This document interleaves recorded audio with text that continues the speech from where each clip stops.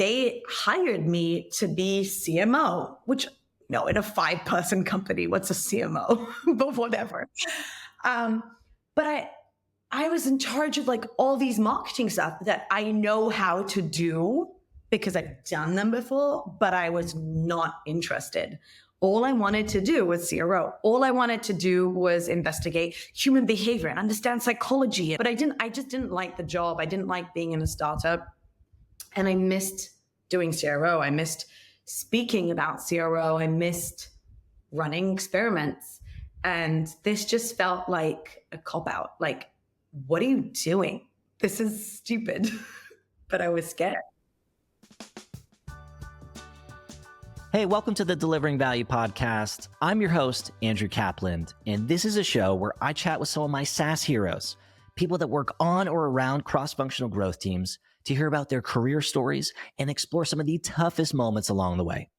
My guest today is amazing. It's Talia Wolf. She's the founder of GetUplift, which is a CRO agency and training space for high-growth brands, Mercedes, Bitly, Sprout Social, Thinkific, and a whole bunch of others. Talia has also been a keynote speaker on hundreds of stages around the world, from Google, MozCon, CTA Conference, SearchLove, and a whole bunch more conferences that you've probably been to. And recently, she was named as one of the most influential experts in the world of conversion rate optimization. I was super excited to have her on the show and hear her story and hear about some of the challenges and adversity that she's encountered in her career. But what I was also excited was to hear about some of these support systems that she has to help her work through those things. We covered a ton of ground. This conversation was a lot of fun. I think you're going to love it. Let's go ahead and jump right in. So where I figured we could start is a little bit more about you and your background and how you got here. So what I'd love to do is take us back in time. Where are you from and what was your childhood like? So I'm currently from Israel. I'm from England. My dad's Irish and my mom's British. And I've been living here for quite a long time. My dad came from a very, very, very poor background.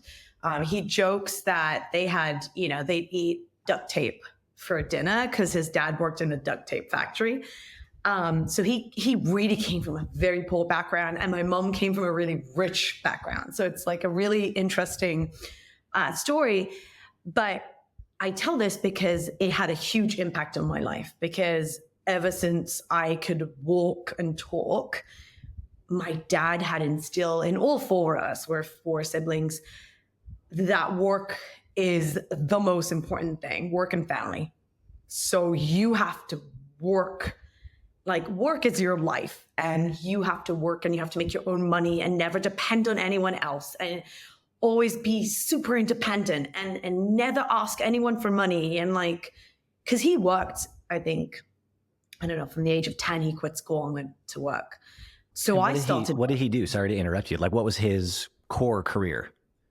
Well, it's interesting because he started out as a painter. He just walked up to a guy that was building a house, I think, and he was like, "Can I help?" And he looked at him like, "You're 10." And he was like, "I want to work." So he put him to work on painting houses. My dad turned that into his career. He became a construction builder.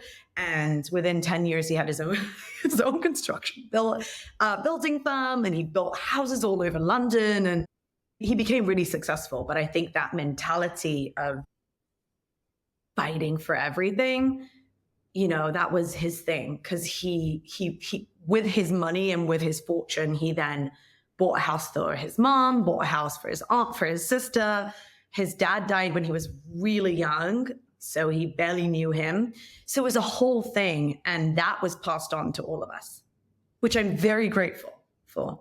I think you need that in life to know the other side of stuff. I grew up with everything I could have asked for. Like, if I needed something, I had it, but my dad didn't, and I knew that. So I could have grown up in a very different way, I have everything I need. I have clothes, I have a roof on top. But I think when I was 12, I got my first job, and that was it. I've been working ever since.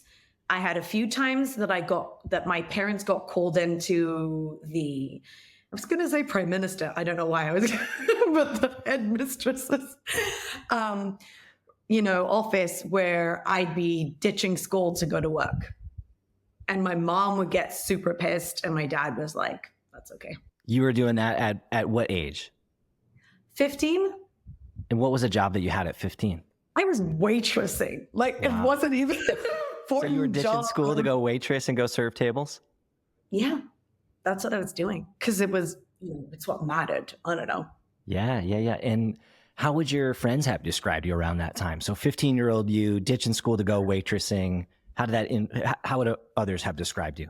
I was an odd duck because I was an outcast for most of my life. I didn't have any friends. I pissed off a bully. Sorry, I hope it's okay to curse on this. Oh, I curse all the time. It's all good. Yeah.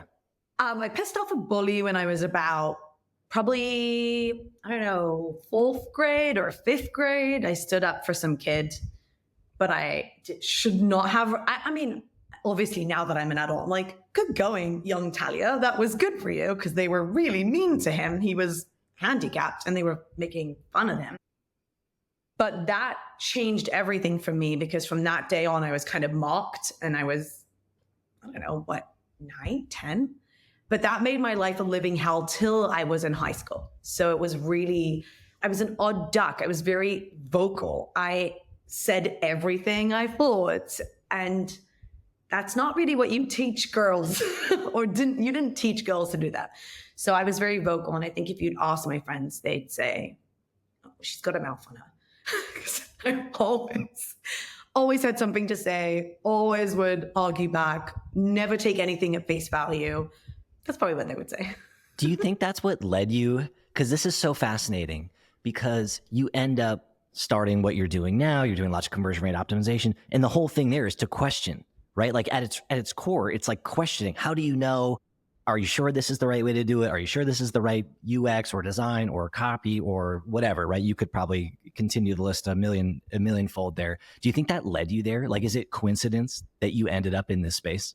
Never even thought about it, but you're probably right. I mean, I'm also an odd duck in my own industry, right? Because I challenge everything. I challenge best practices. I challenge gurus. I challenge the most well-known voices in the industry, because everyone is very technical and everyone is talking about UX or calls to action buttons. And I'm talking about emotion and psychology and in B2B specifically, I'm like, no, you're not selling to a business, you're selling to a person, and this person has has emotions. And that's very controversial when it comes to CRO, which is very hard data and A/B test and experiment. I talk a lot about emotions, and that is, I guess they're just born. No, that's really cool. So your career path, I don't want to say it's linear, but you go in the marketing path, you end up starting your own CRO agency. Were there other capabilities that you were interested in at a young age before you settled in marketing and in tech and CRO? I mean, stuff that isn't tech, probably. I've always wanted to build. I guess it's from my dad. I wanted to be a designer or an architect or a builder. I do everything in my own house. I love renovating. One point, I think I was playing around with being a wedding planner or something. I don't know. That looked cool.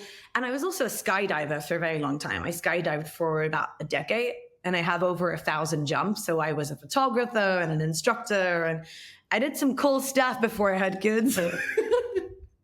You were a skydiver? What is a professional? What does that even mean to say I'm a skydiver? Were you doing tandem jumps with people paying money to do it, or just you jumping and doing tricks and stuff?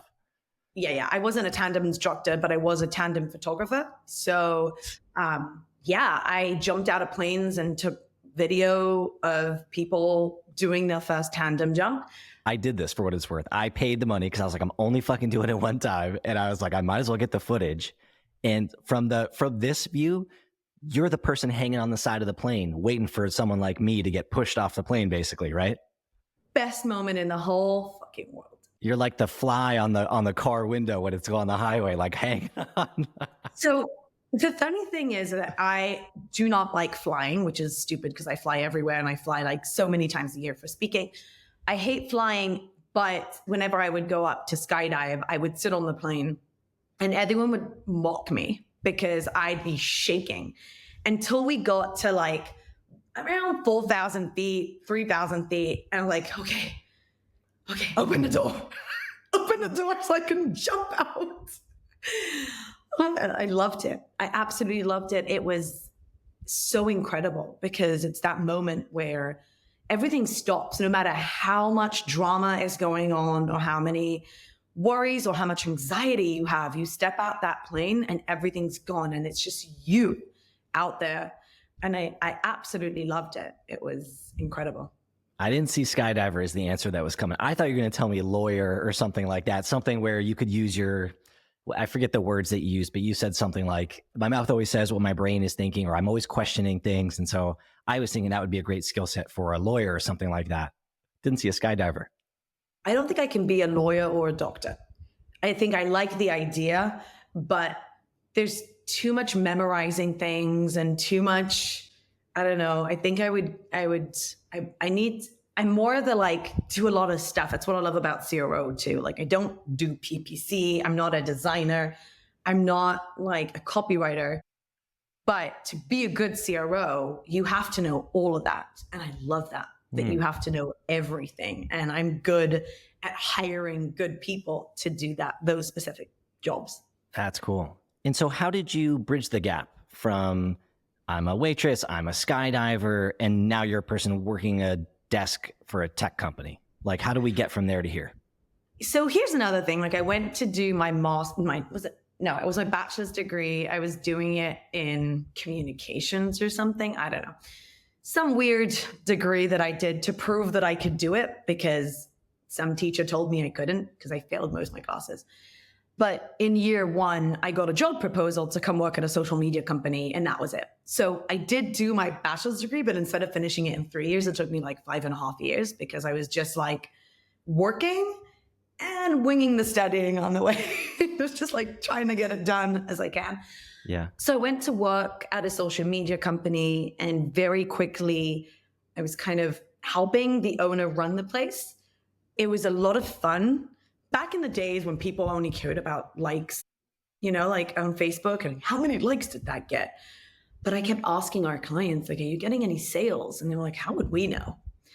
And that's kind of where it started, where I started just asking myself, like, can I track this to somewhere? And that's when I learned about Google Analytics. I mean, dude, this is like years ago. It's like over a decade ago. And slowly that came to life then. And I think then I met these two really cool people that opened a CRO agency. I was like, what the hell is CRO? I have no idea. But between that, I did other stuff. Like I went to work for Monday.com. I mean, now it's Monday.com. It was Depulse then. We were 3 people in a broom closet. Wow. Everybody needs one of those. Usually it doesn't work out, and usually it's not a brand you ever heard of. Normally it's like, I was there for a couple months and I don't put it on my resume because they didn't make it. So that's cool. Yeah, they were the owners, great friends of mine. We worked together for a year. But yeah, then I went to work for this CRO company, not knowing what CRO is until they were like, you've been doing it. You just don't know it's called CRO. I was like, oh, this is really interesting. So I ran the company for them for 3 years. And I hired a team of 25 people, and that's where I started my speaking career. And then they sold the agency. And they sold the agency to go start their own startup. And that should have been the point where I should have said, thanks, guys, I'm going to go start my own thing. But I was too scared to do it. So I went and worked for them and hated every fucking moment. Elaborate. Why do you say that? Well, first of all, I'm a very passionate person, and there is no way you will find me doing something I don't like. Like, I just won't do it. And they hired me to be CMO, which, in a 5-person company, what's a CMO? But whatever. But I was in charge of like all these marketing stuff that I know how to do because I've done them before, but I was not interested. All I wanted to do was CRO. All I wanted to do was investigate human behavior and understand psychology and understand how to motivate people to buy things and understand why they don't buy things. And no matter what I did, they were like, well, if you get to these amount of leads, we'll give you a bonus. And I'm like, that's not what makes me tick. I worked at a sales company. Like I sold, I don't know if like some sort of lottery for visas to the United States. I don't know what I did when I was young. And the whole thing was like, if you sell this amount, you make money, you make bonuses. And all I cared about was like my team. And if I was able to like nail the pitch and if I was able to like get them and help them. And I was never motivated by the money, which is probably why I didn't make a lot of money. But I'm just not motivated by that stuff. But I just didn't like the job. I didn't like being in a startup. And I missed doing CRO. I missed speaking about CRO. I missed running experiments. And this just felt like a cop-out. Like, what are you doing? This is stupid. Let's explore it from a few different angles, right? So you said, I could have left to start my own thing, but I didn't. Why not? I didn't think I could do it. I didn't think anyone would pay me if it was just me. I had major imposter syndrome. I was like, at one point, someone's going to figure out. And it's a lot to do also with the fact that I am different in this space. I am not, I'm not into statistics. I'm not the best Google Analytics person on the planet. I'm very good at understanding human behavior. I'm very good at understanding psychology and how to turn that into good experiences. But I'm like, how am I going to run a business and get clients and do the work? And I'm much safer with the people that I know that are experts. They're subject matter experts. Like these people know their shit. And who am I? I really didn't think I could do it. It was only when I was 6 months pregnant with my first kid that I was like, okay, Talia, this is now or never. Like, you have to do, like, there's just no way I'm going to go out on mat leave now for 6 months and come back to the same job. I was petrified. It really was. I really didn't think I was going to make it. I didn't think I could make money. I didn't think anyone would hire me. And I don't think I even believed in myself that much. I find this is common for what it's worth, right? We're sort of in this solopreneur era where there's a lot of people that are leaving their jobs to pursue different life, some scaling companies, some betting on themselves and scaling their personal impact and selling services or whatever it is. And nobody feels like they're ready. And so it's interesting that you said, hey, I didn't feel like I was ready. I stayed on. And then I was 6 months pregnant. And then I was like, well, I have to do it, right? You could have told the story the other way, which could have been, hey, I was 6 months pregnant. It wasn't the right time. Later, I could have bet on myself when the company went through this big change. But it didn't work out that way, right? The way your brain processed the information, it was different. So what went through your mind when you're 6 months pregnant and you're thinking about quitting your job, right? A super high risk time. I just had my second kid. So like, I can only imagine what that decision must have been like. What was going on in your head then? Well, I really didn't like my job. And I think my whole life, I was expected to run my own business. And I think and when I say expected, is expected from my dad probably, but also from I expected myself to do it. But I think I was scared. I had a very good support system. My husband gave me all the support that I needed to go do it. My dad was supporting it. Everyone around me supported it and basically said, look, either it works or it doesn't. You can always go back and work for someone else, but this is the right time. And I think I'm very good with deadlines. And I kind of felt like it was the end of the world for me because I was this career-driven person who was suddenly pregnant, and my mom was a stay-at-home mom. So for me, I had this misconception about now that I'm going to be a mom, I can't work, or my career is going to take a dive, or I was really worried about this. So I felt like, okay, it's now or never. I have to do this now to prove to myself that I can do it. And it was also there's a time, okay? I'm having this baby on February 19th and I have to do this. So I just did it. I don't know. I challenged myself. I don't know. And so what was the deadline that you gave yourself? Did you cannonball out before the baby was gone, or did you take your leave and then you didn't go back? Oh no, like I was 6 months pregnant and I basically I said bye, left the company. And the next day I had a call with the Shine Crew, which is a group of amazing women that we support. We've been supporting each other for over a decade now. And I said, you know what I'm going to do? I'm going to take everything I've done and I'm going to write a book, and then I'll sell it, and maybe, that will be good. And Joanna Weeb, who is the OG of, conversion copywriting, said to me, no, Talia, you're going to make a course. I don't know how to make a course. And she's like, I'll help you, but you're making a course.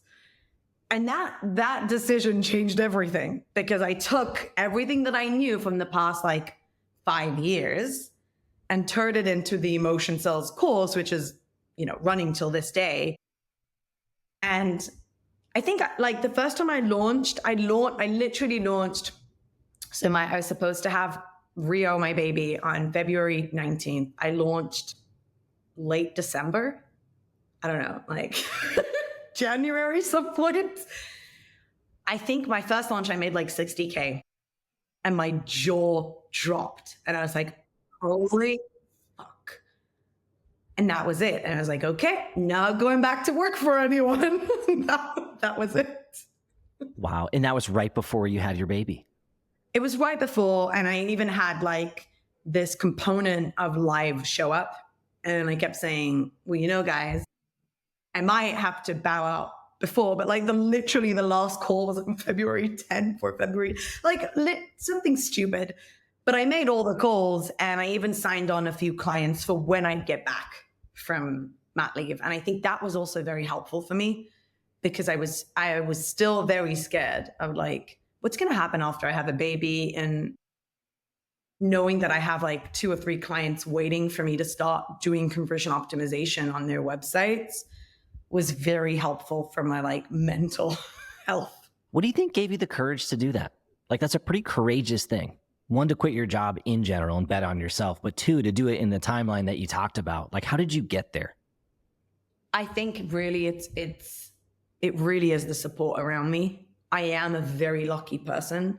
When I worked at the original CRO agency, I started speaking on stage all over the world. And that was a big thing for me. And that's where I met some of these women from the Shine Crew.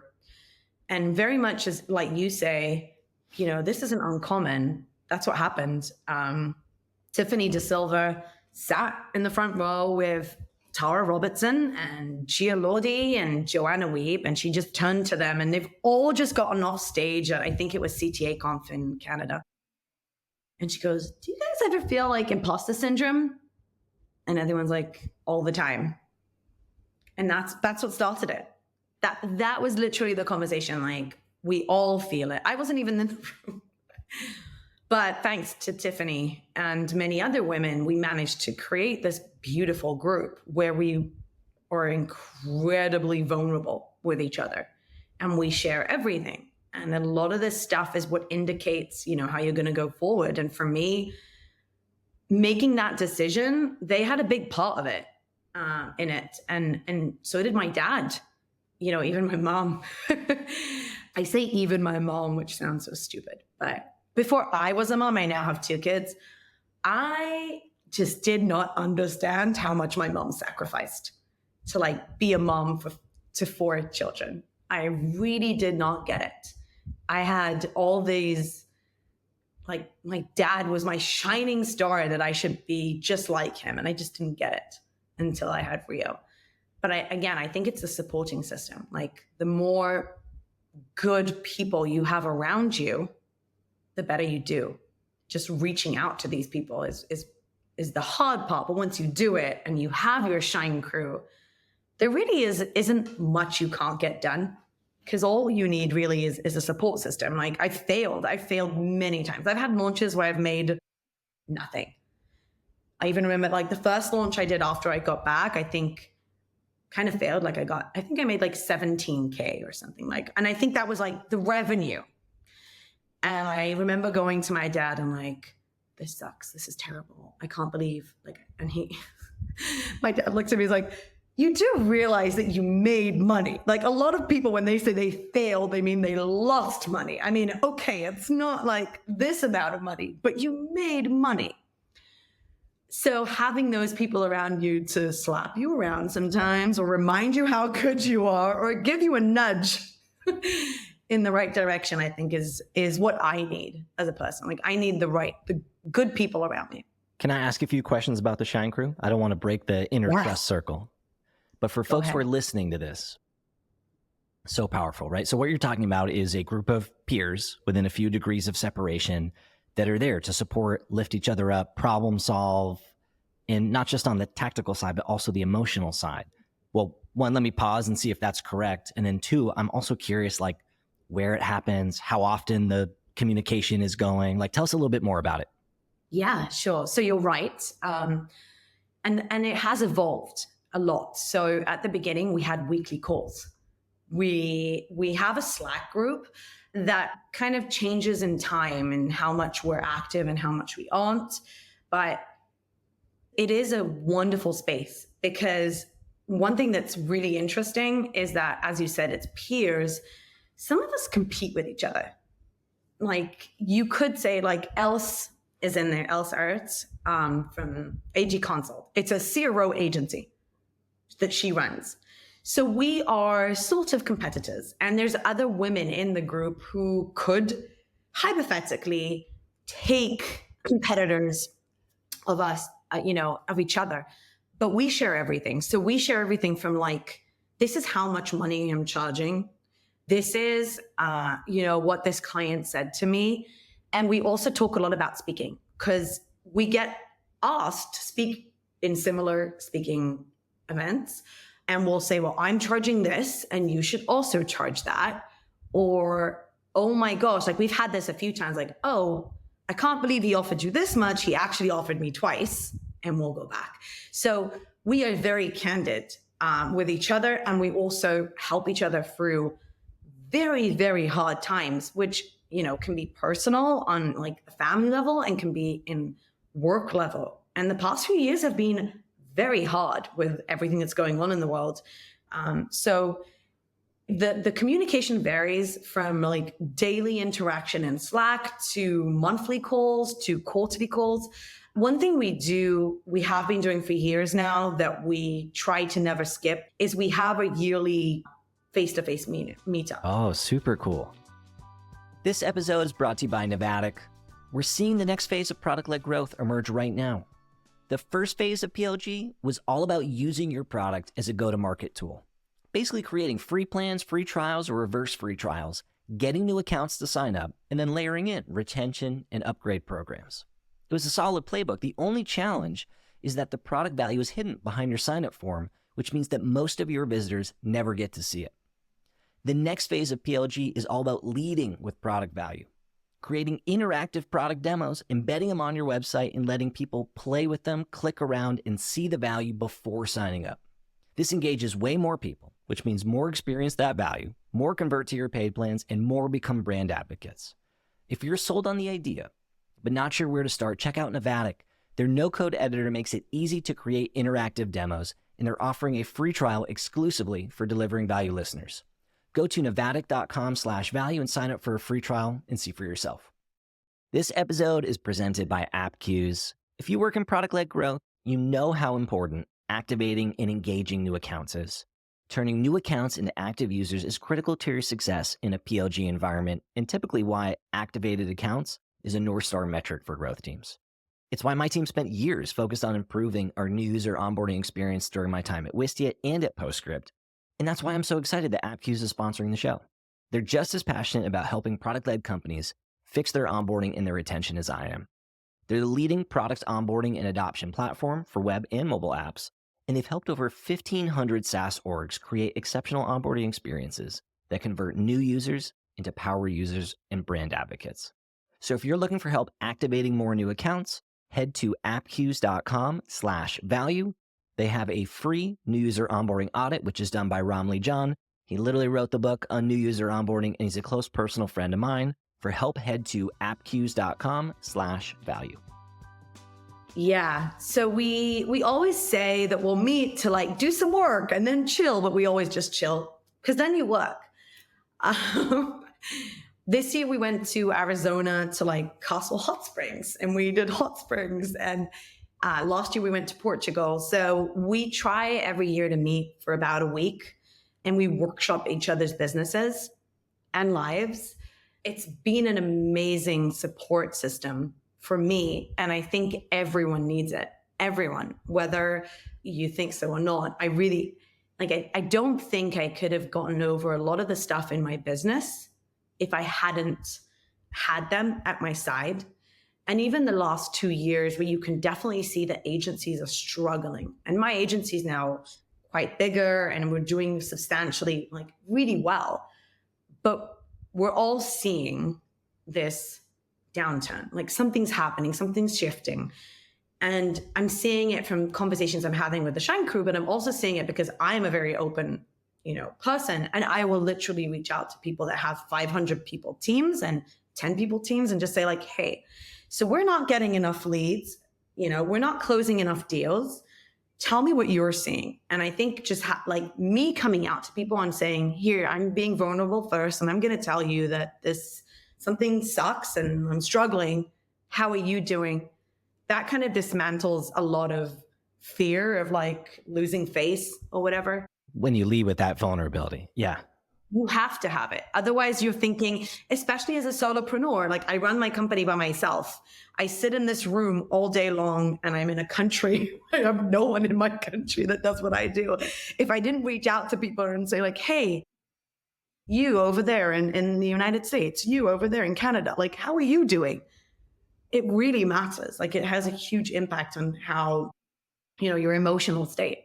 One more question on the Shine crew, and then I want to move off and I'll change the topic because I just find this so fascinating. And I've been slowly starting to take steps in creating a different version of this throughout, with my own peers. So I'm curious to know, these are just selfish questions right now.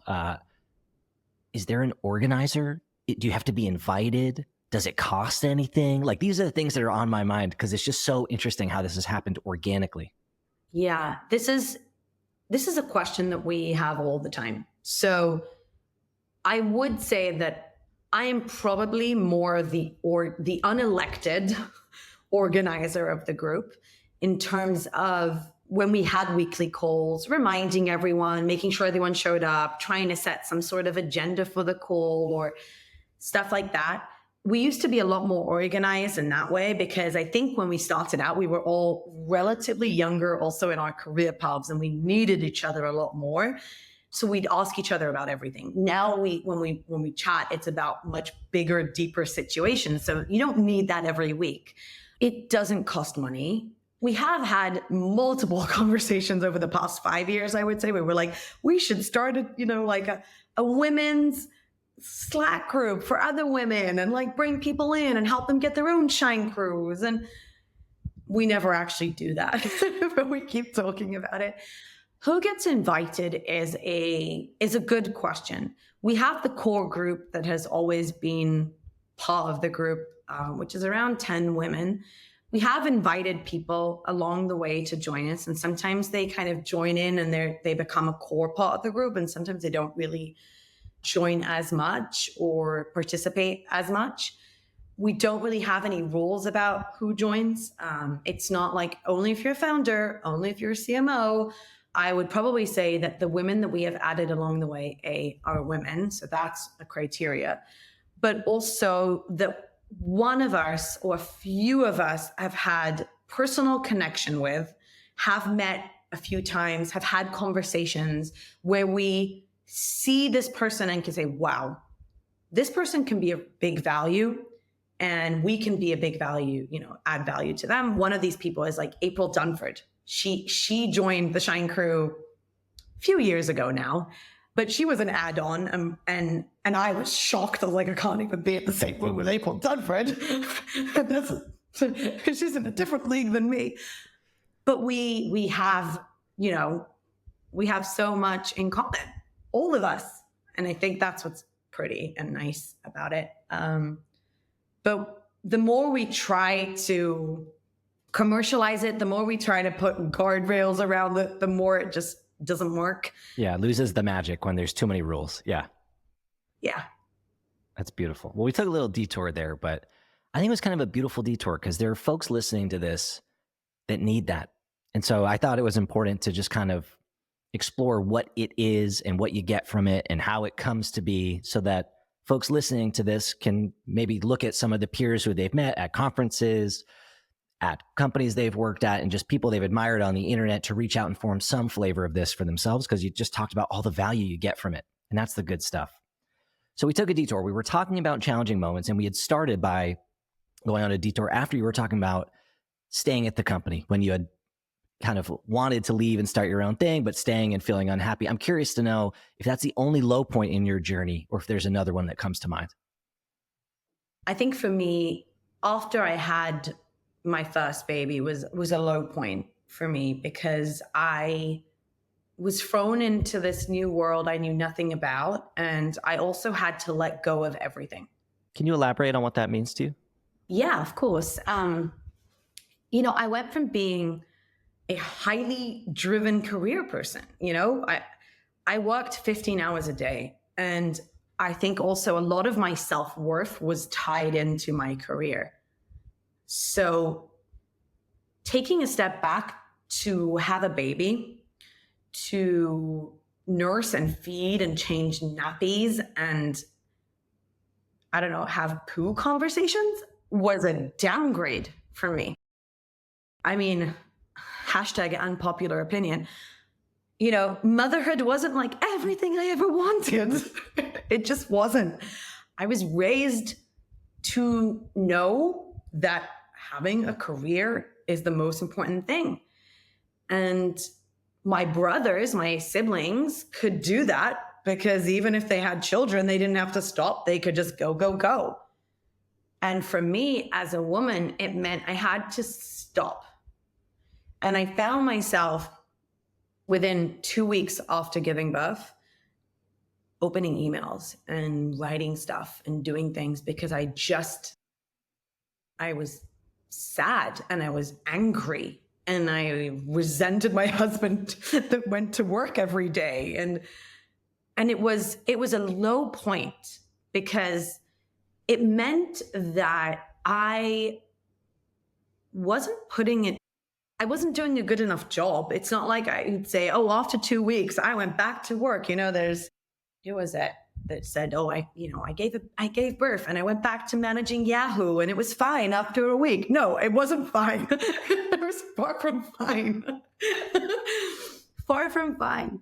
That was a low point for me, but I learned a ton from it because the second time around when I had a kid, I was like, okay, I'm going to put a team around me.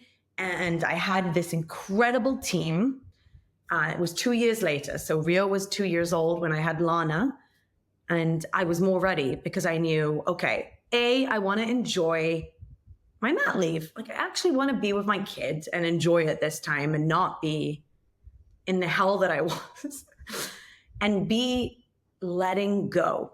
Like literally letting everyone on the team do their best work and knowing that they will probably fail multiple times. And that's okay. I had to let go. I just had to, because otherwise I couldn't do anything. And I'd either work myself into like depression or I'd run the company into the ground. And the company was in a much better place 2 years later. Like we were making money. We had loads of clients. I had a team. So I know that I'm talking about kind of two different times, right? Because it's like first baby, second baby, but it was a huge difference because the first time I really did not know how to let go, and that spiraled in many different ways. Looking back on it, it was a really bad time for me because I just didn't know how to deal with it. And I should have done, easy to say that, but I should have known better, but I didn't know that. So with my second, with Lana, I had all my team around me and it was still so freaking hard.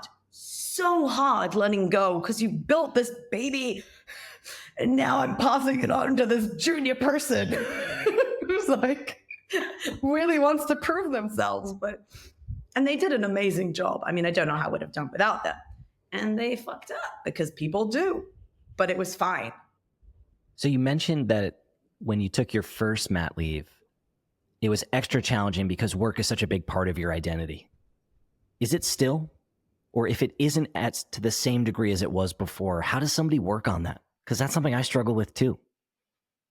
There's a lot to unpack here, but what I would say is that it is a huge part of my identity. But having kids has changed the way, if that makes sense.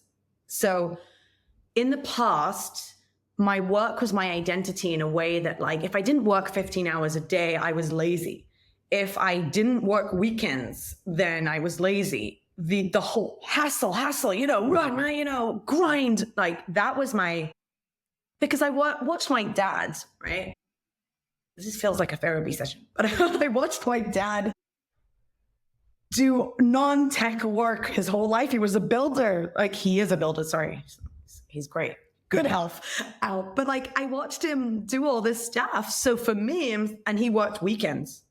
He did everything. He drove a truck from 4 a.m. till 8 p.m. every day.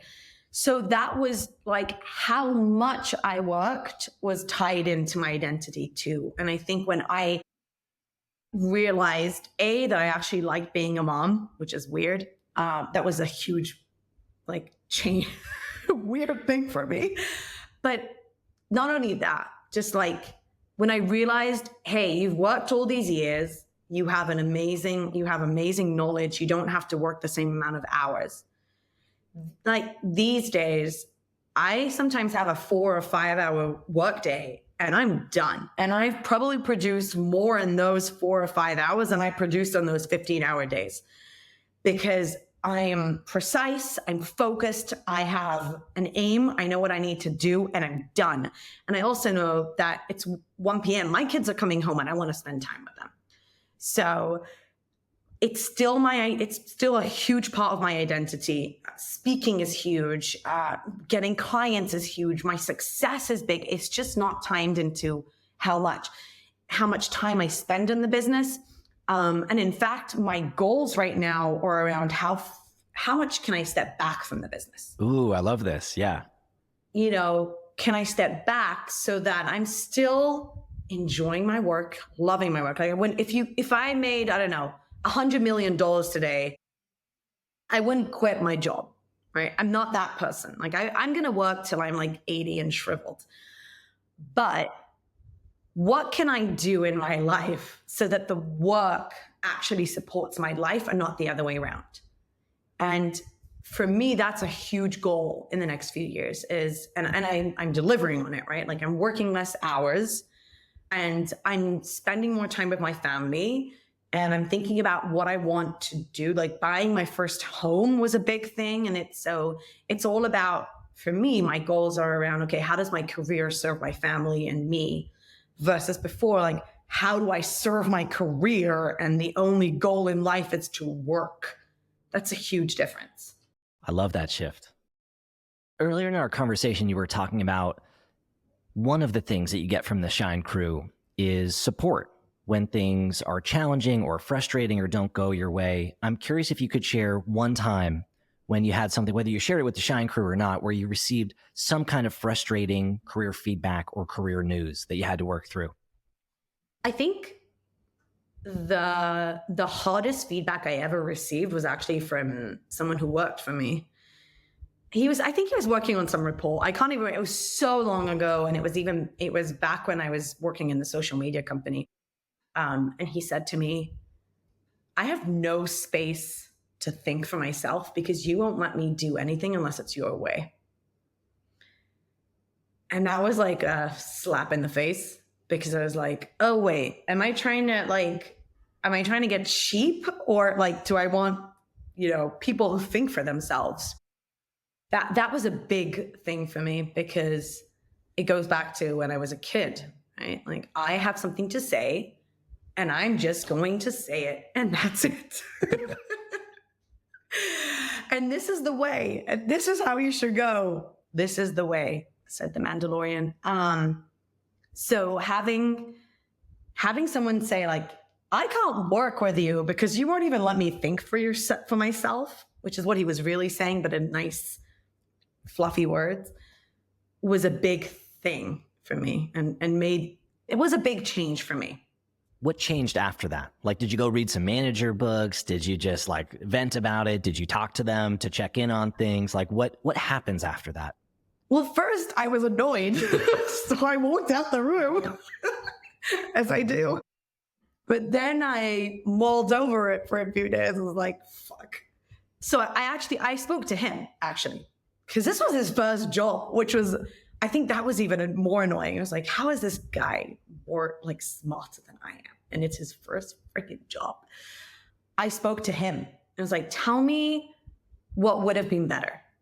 Like, how could I have approached this in a better way? And then I spoke to the Shine Crew when later on, like I did this and then I moved on to like other things in my career. But when I met the Shine Crew and we became the Shine Crew, I was like, okay, here's something I've been carrying with me. And now that I'm growing this team, I would love to hear from you. Like, how do you manage a team and what do you do? And how do you get feedback? And how do you give feedback? And that was interesting to me. Did not read books about it. And were you able to let it go?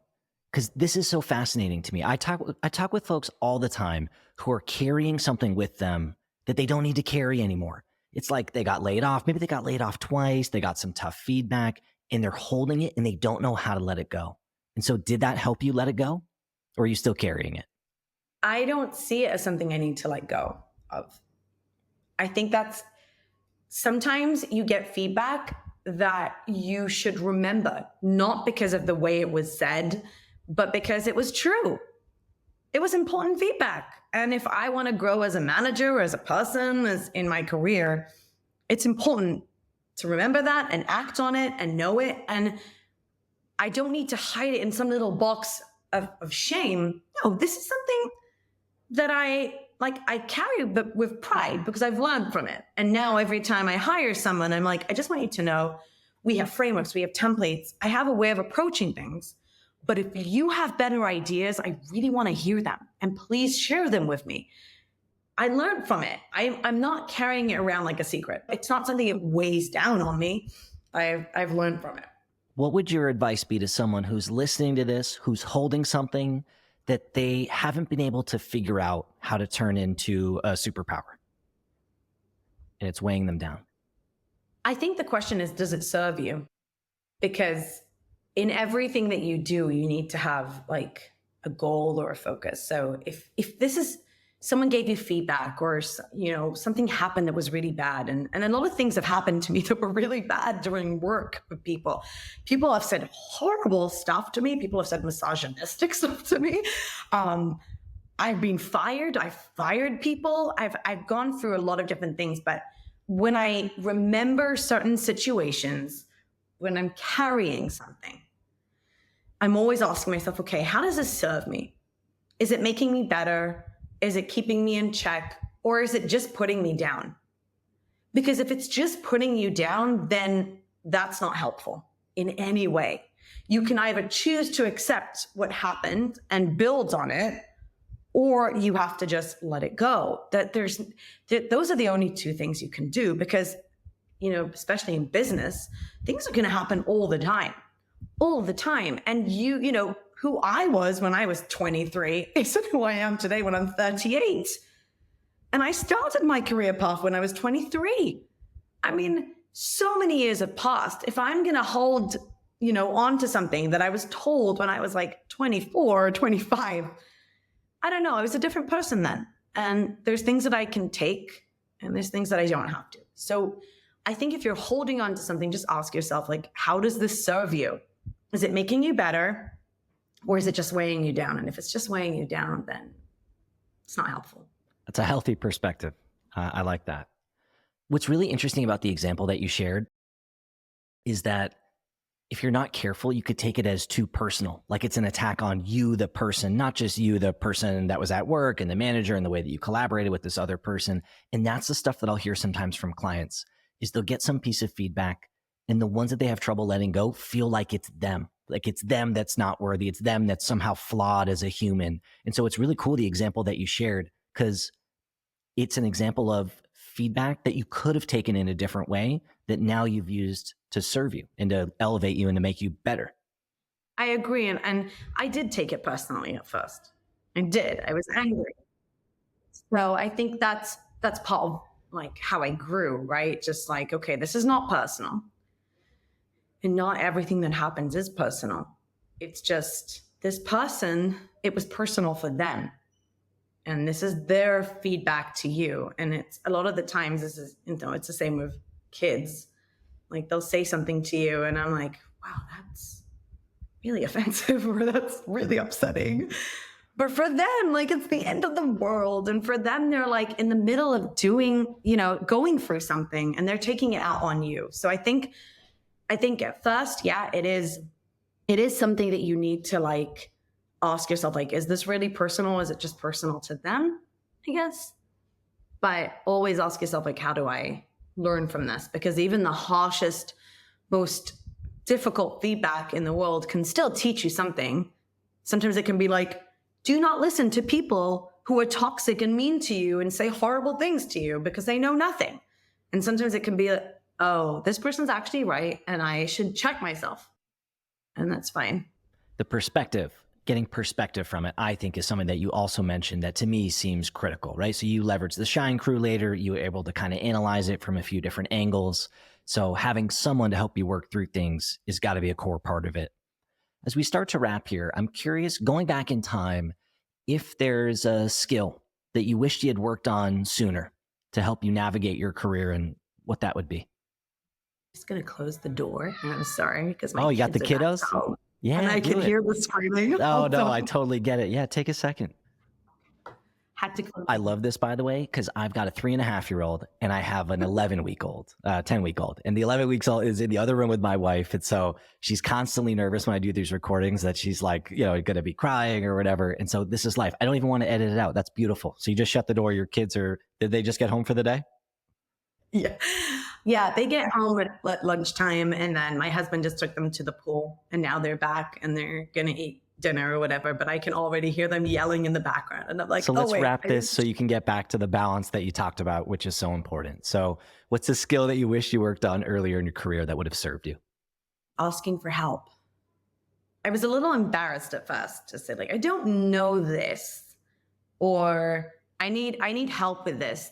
That was a big thing that I wish I would have started doing earlier, because I do think that, and I don't regret this because I've learned from everything, but I actually think I would have started my business earlier if I just said, here's how I'm actually feeling, and I would love your perspective on this, instead of, sure, I'll just go wherever you tell me to go so I don't have to run my own business because I'm shit scared.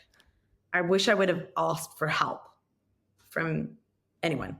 And what kind of help are you thinking about as you share that? Like help structuring your business, help getting the courage, or a mix of things? So I think it depends on where you are, right? Like these days when I ask for help, a lot of it is like, how do I think the next, how do I think about the next 5 years? And also for me, especially in the past 2 years, is like, what is happening everywhere else? Because the more social media, and I know this sounds very boomery, but like social media is getting even more intense. So the more fake the world feels, the harder it is to tell the BS from like real. And when you're on LinkedIn all day and everyone's posting all this stupid stuff about how successful they are and how amazing they are. I call that bragging in public, by the way. I hate it, but I'll save my, like, I really do hate it. And I won't get into it, but I really don't like it. And I also think that it makes it even harder because you feel alone. I think for me as a solopreneur, again, like I can sit in this room all day by myself and I can look at what's happening on LinkedIn and I'll catch myself doing that. And I'm like, oh no, especially when I was on mat leave. Oh, this person's putting this out, this person's doing that. So, I mean, I'm writing the book now, finally. Wanted to write a book in 2015. Now finally writing this book, right? A decade later. So I think asking for help is that, right? It's reaching out of all the crap and the fluff everywhere and all the BS people are putting out there and saying like, hey, how are you really doing and what's going on? And here's what's happening to me. Because as a solopreneur, it is lonely.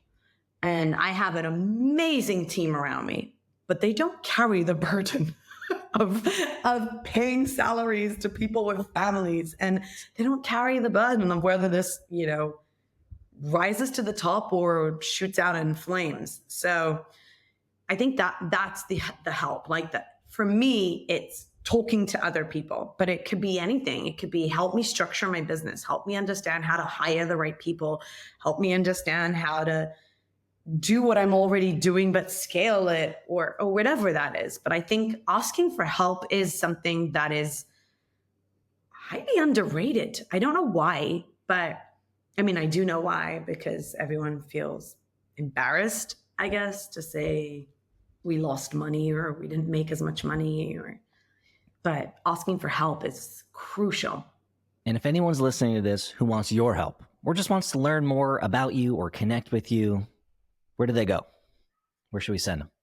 Probably LinkedIn or my website, the agency's website, which is GetUplift.co. You can find me there. Mostly on LinkedIn, sometimes on Twitter, but I'm kind of like staying away from that. I try to stay away from social media as much as I can because it's so toxic. But yeah, those are the two places probably. Cool. We'll put links to those in the show notes. Thank you for coming on, sharing your story, sharing your truth, being vulnerable with us, and sharing some of the lessons along the way. Appreciate it. Thank you for having me. Thank you for listening to the pod. I hope that you enjoyed the episode. If you did, the biggest gift that you could give me as a small business owner and as a content creator would be a review.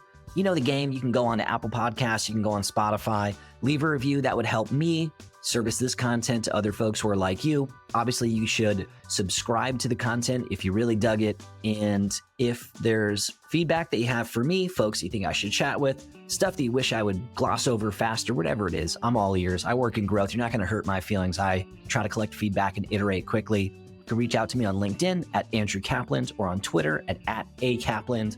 Otherwise, hope you enjoyed the episode, and I'll see you next show.